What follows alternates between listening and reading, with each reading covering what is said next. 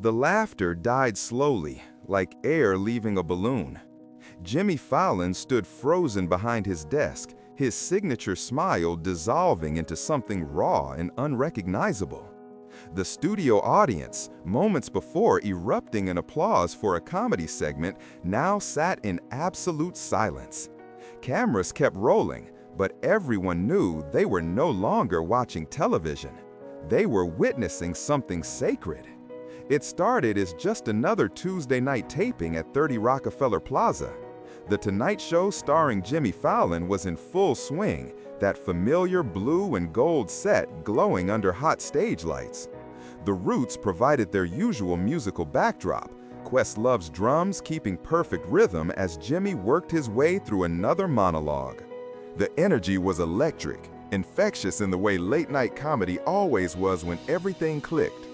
In the green room backstage, Sarah Martinez sat quietly in a corner chair, nervously smoothing down her simple black dress. At 34, she looked younger, her dark hair pulled back in a practical ponytail that spoke of long hospital shifts and hurried meals between patients. She'd been selected from thousands of audience submissions for tonight's Real People, Real Stories segment, a monthly feature where Jimmy spotlighted ordinary Americans doing extraordinary things. But Sarah hadn't told them the whole truth in her application. She'd written about being a nurse, about working during the pandemic, about wanting to celebrate healthcare workers. What she hadn't mentioned was the weight she carried, the secret that had been eating at her for 2 years, the secret that made her hands shake as she waited for her name to be called. The segment producer, a young woman with a clipboard and headset, poked her head into the green room. "Sarah, you're up in 5 minutes. Remember, just be yourself. Jimmy's gonna ask about your work. Maybe crack a few jokes to keep it light. This is supposed to be fun, okay?" Sarah nodded, forcing a smile. Fun. When was the last time she'd had fun? When was the last time she'd laughed without feeling guilty about it? She couldn't remember. On stage, Jimmy was wrapping up a game with actor Chris Evans, who was promoting his latest film. The audience loved their chemistry, loved watching Jimmy's genuine fanboy excitement as he talked to Captain America himself. But as Chris waved goodbye and headed backstage, Jimmy's expression shifted slightly. He straightened his tie, walked to center stage, and looked directly into camera too. "Folks, our next guest isn't here to promote a movie or an album," Jimmy said, his voice taking on a more serious tone. "She's here because she represents the best of what it means to be human." During the darkest days of the pandemic, while most of us were safe at home, she was on the front lines, taking care of the rest of us. Please welcome registered nurse Sarah Martinez. The audience applauded warmly as Sarah walked onto the stage. The lights were brighter than she'd expected, hotter. She could feel hundreds of eyes on her, cameras capturing every nervous step. Jimmy met her halfway, extending his hand with that genuine warmth that had made him America's favorite late-night host. "Sarah, thank you so much for being here," Jimmy said, guiding her to the guest chair. "And thank you for everything you've done for all of us." The audience erupted again. Sarah felt her cheeks burn, not from the lights, but from something deeper. She didn't deserve this applause. She didn't deserve to be here. But she sat down anyway, crossed her ankles like her mother had taught her, and tried to breathe normally. "So, Sarah," Jimmy began, settling behind his desk with that easy confidence that made guests feel like they were chatting with an old friend. "Tell us a little about yourself. Where do you work?" "I'm a critical care nurse at Mount Sinai Hospital in Manhattan," Sarah said, her voice steadier than she'd expected. "ICU mostly. I've been there for 8 years." "ICU," Jimmy repeated, shaking his head with obvious respect. "That's intense work on a good day. But you worked through the pandemic, through some of the worst days New York has ever seen. What was that like?" Sarah paused. This was supposed to be the easy part, the setup for feel-good stories about heroes in scrubs. But as she looked out at the audience, at their expectant faces, at Jimmy's kind eyes, something inside her shifted. "It was," she started, then stopped. Her hands were trembling now, and she gripped the arms of her chair. "I'm sorry, this is harder than I thought it would be." Jimmy's expression immediately softened. The comedian in him wanted to crack a joke to lighten the mood, but his instincts told him to wait. "Take your time, Sarah. There's no rush here." The studio fell quiet. Even the Roots stopped their subtle background music. 200 audience members leaned forward slightly, sensing something important was about to happen. "The thing is," Sarah continued, her voice barely above a whisper, but somehow carrying clearly through the studio, "everyone keeps calling us heroes, keeps thanking us, and—" She stopped, closed her eyes for a moment. "I don't know how to accept that when I spent 2 years hating myself." Jimmy sat up straighter. This wasn't in any pre-interview notes. This wasn't part of any planned segment. But he recognized the moment for what it was, a human being about to break open, and he made a choice that would define everything that followed. He set down his note cards. "What do you mean, Sarah?" he asked gently. "The dam broke." "I mean, I spent 2 years away from my family," Sarah said, tears starting to stream down her face. 2 years living in a hotel room because I was terrified of bringing COVID home to my husband and my 8-year-old daughter. 2 years missing bedtime stories and homework help and family dinners because I couldn't risk it. Couldn't risk being the reason they got sick. The audience was completely silent now. You could hear the hum of the air conditioning, the distant sound of Manhattan traffic 40 floors below. Jimmy felt his own throat tighten. 2 years, Sarah continued, her voice growing stronger even as tears fell, of my daughter asking why mommy couldn't come home, why she couldn't hug me, why I had to wave at her through FaceTime instead of tucking her in. 2 years of my husband sleeping alone, eating dinner alone, handling everything alone, while I was 6 miles away in a comfort inn, crying myself to sleep every night. Jimmy stood up slowly, not following any script or protocol. He walked around his desk and sat on the edge, closer to Sarah, his full attention focused on her. "But you were protecting them," he said softly. "Was I?" Sarah's voice cracked. "Or was I just being selfish? Was I just too scared to take the risk, too scared to trust that we could figure it out together? My daughter missed 2 years of having her mother home. 2 years she'll never get back. And for what? So I could feel like I was being responsible? So I could feel like I was doing the right thing?" The cameras caught everything. Jimmy's face, stripped of all performance, all entertainment value. Sarah's anguish, raw and unfiltered.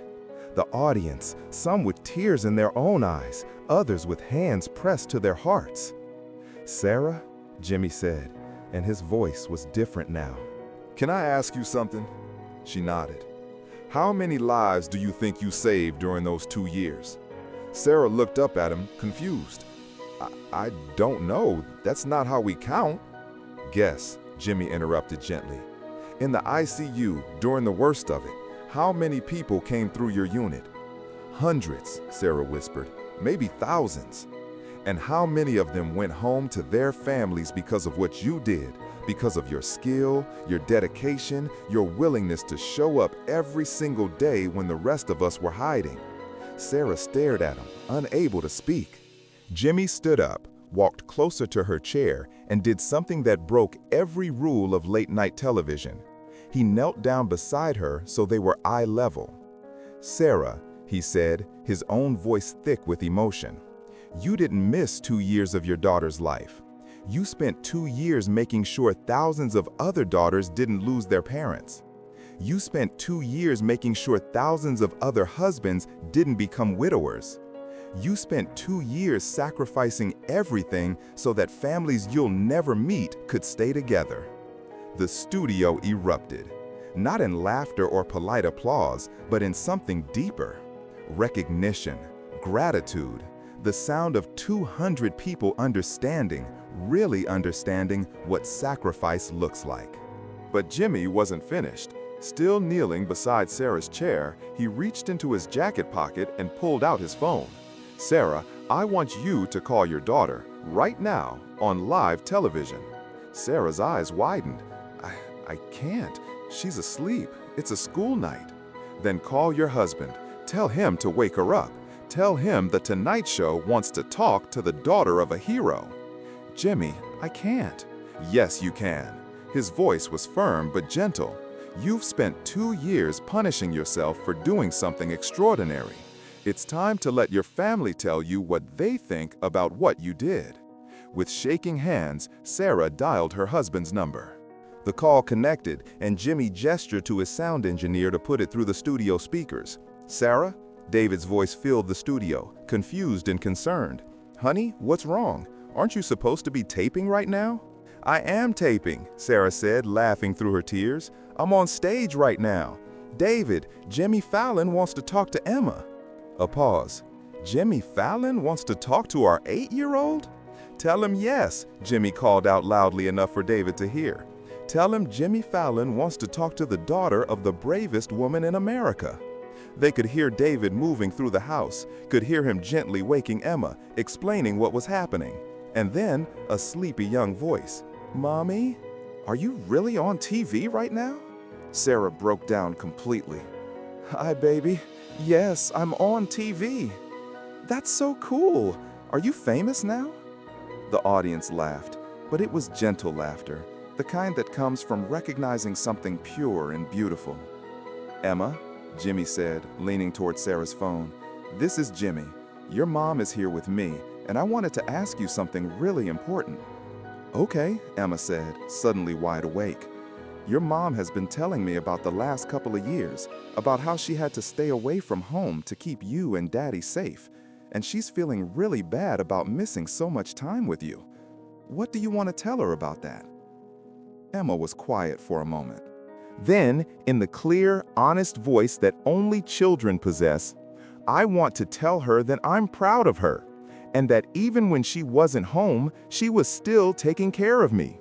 Because every night when I was scared about the virus, Daddy told me that Mommy was at the hospital making sure sick people got better. And that made me feel safe because I knew my mommy was a superhero." Sarah collapsed, not metaphorically, but literally doubled over in her chair, sobbing so hard she couldn't breathe.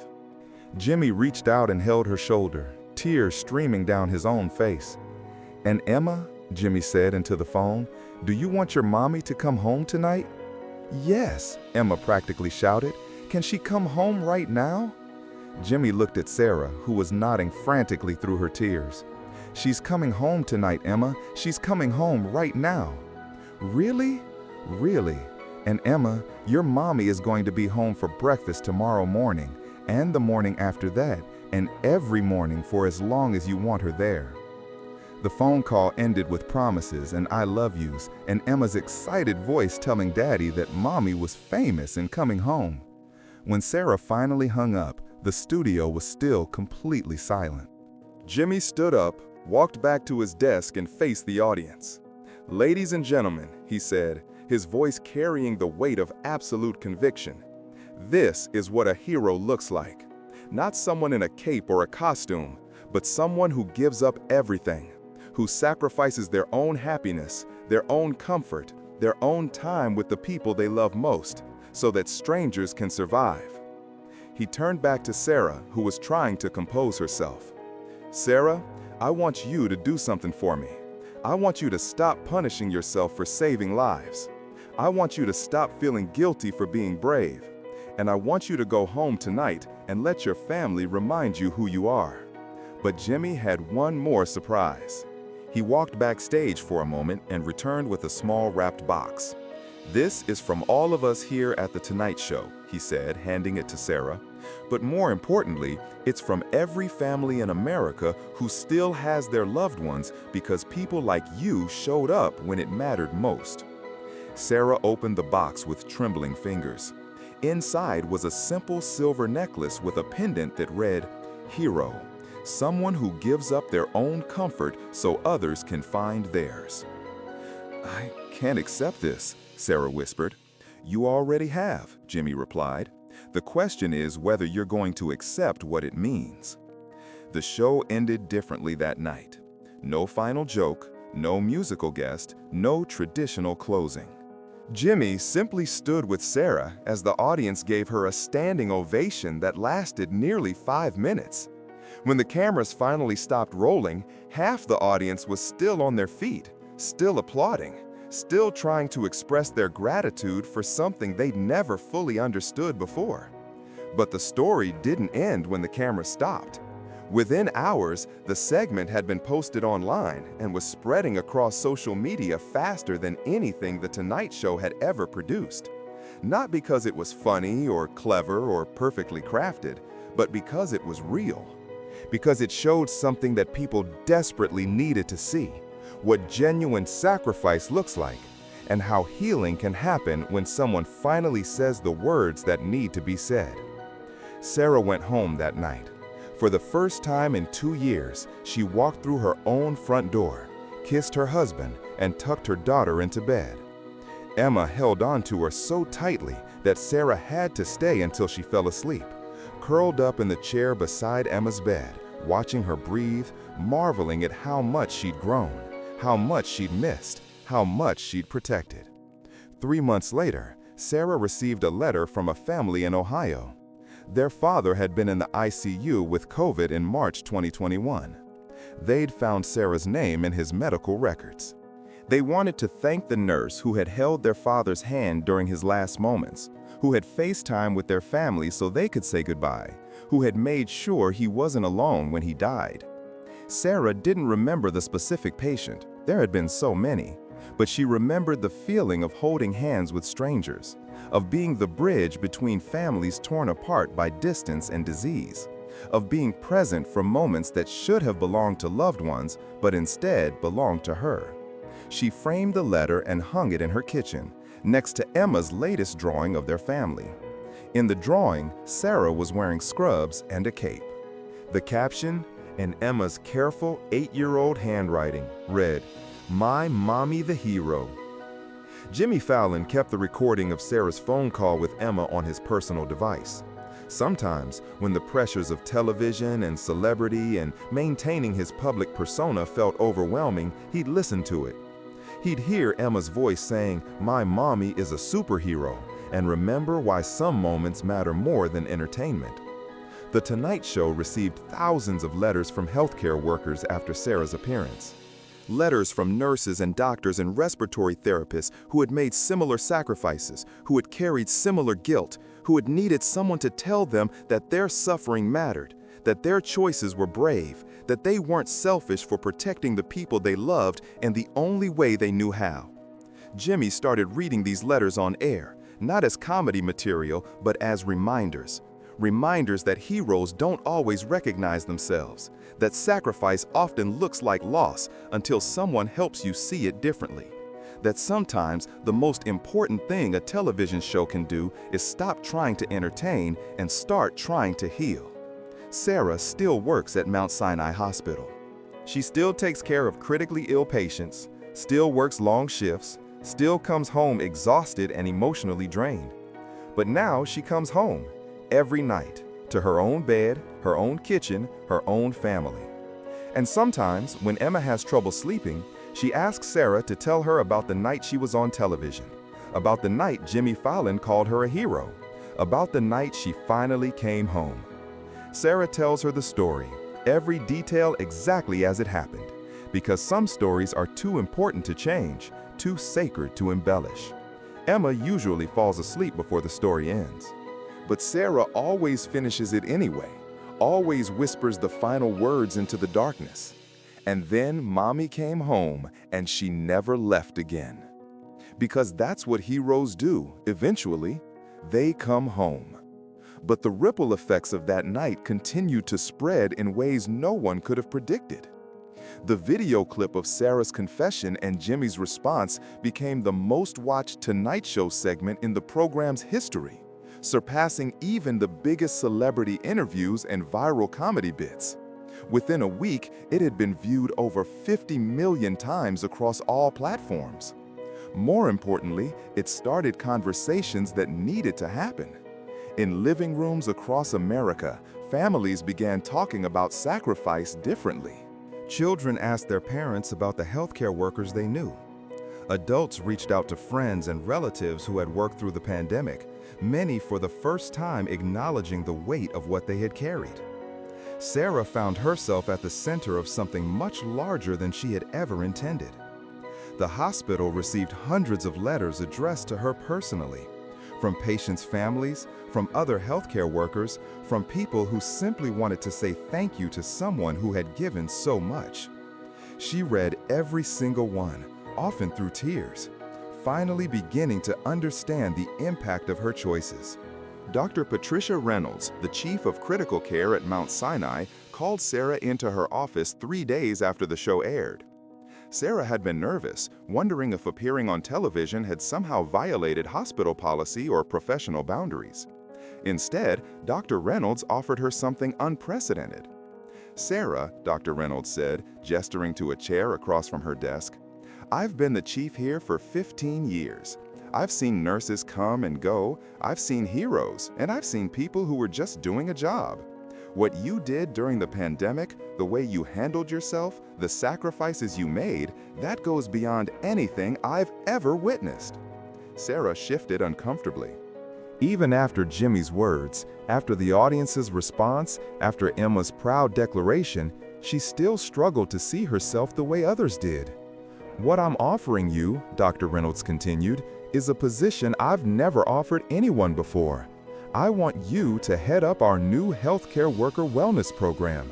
I want you to help us figure out how to better support our staff during crises, how to help them make difficult decisions about family and safety, how to ensure that no one has to carry the kind of burden you carried alone."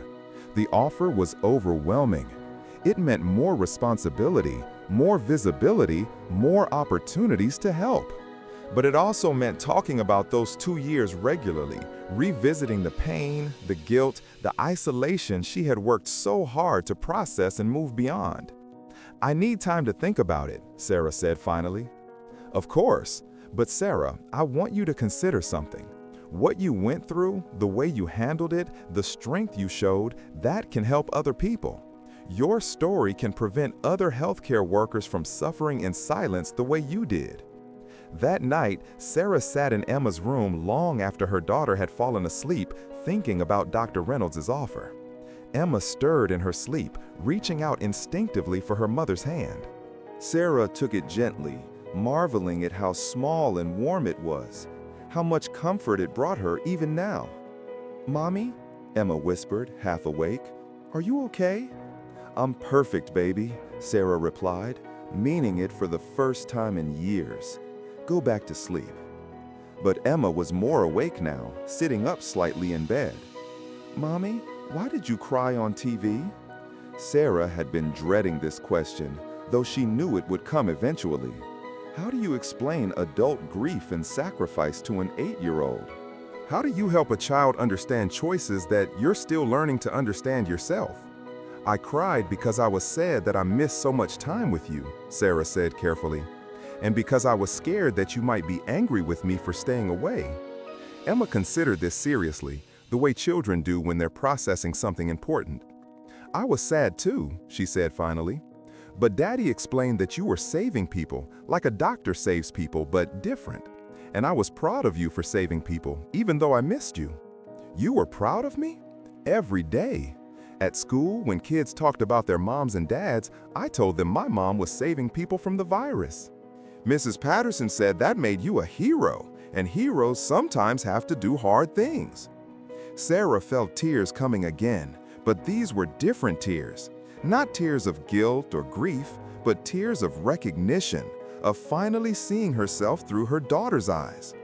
"Emma, if Mommy took a new job where she could help other moms and dads who have to do hard things like I did, would that be okay with you?" Emma nodded solemnly. "Will you still come home every night?" "Every single night." "Then it's okay. But Mommy?" "Yes, baby. Can you not cry on TV anymore? It makes me sad when you're sad." Sarah laughed, a real laugh, the kind she hadn't been able to manage for years. "I'll try my best." The next morning, Sarah called Dr. Reynolds and accepted the position. Within 6 months, she had developed a comprehensive support program for healthcare workers facing similar dilemmas. The program included counseling services, family support resources, and, most importantly, a peer support network where healthcare workers could share their experiences without judgment.